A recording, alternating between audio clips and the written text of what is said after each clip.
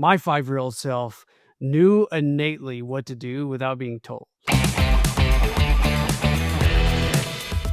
What he was doing was offering himself to the world and his superpowers, because we all have superpowers. The late amazing people like Einstein, they call them genius. Like, our superpowers are we're all geniuses.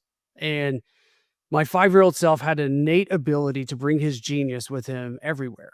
And understanding that when we get a bunch of people together, everyone's genius just highlights. Because if if I'm tapping into my genius and Randy, you're tapping into your genius in the sandbox, like we're beginning to build a better castle, as opposed to me, which is I'm gonna get it built really quick because I want to do the river.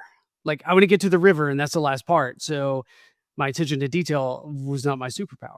But let's say yours is. All right, cool. We have a detailed oriented person. We have someone that is working super fast to get that done so I can get to my part.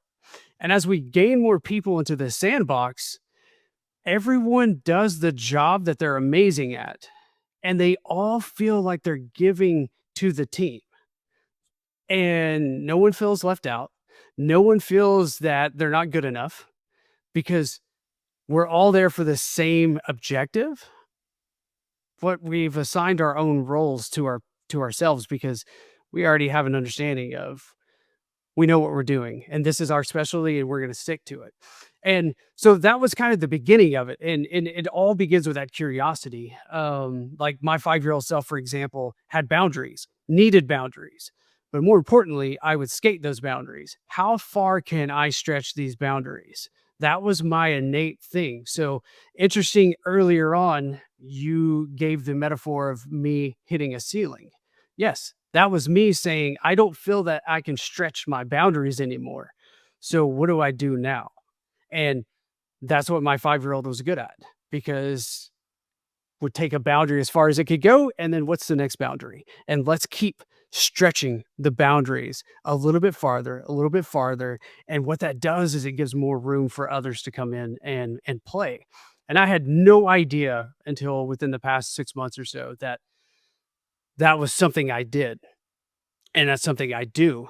And from the professional world, through this transition after the misdiagnosis and going through the greatest year of my life, I had the opportunity and was introduced to design thinking. And I sat in a room with 25 other people and was reintroduced to that 5-year-old. And I was given almost like words to match my feelings on this is how Eric thinks. This is how Eric operates. And this is how Eric interacts in business. It was like, "Oh my god, thank you." And I was reintroduced to the world of possibility. And that moment was like this complete shift of I feel aligned. And once I felt aligned, I feel like I have a purpose.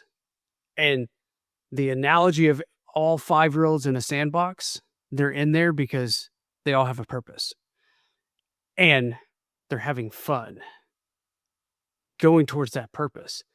So, my question is, how do we create pockets and sandboxes in the professional world of purpose driven people doing things that align with their purpose, building whatever it is needing to be built, and allowing their genius to be expressed?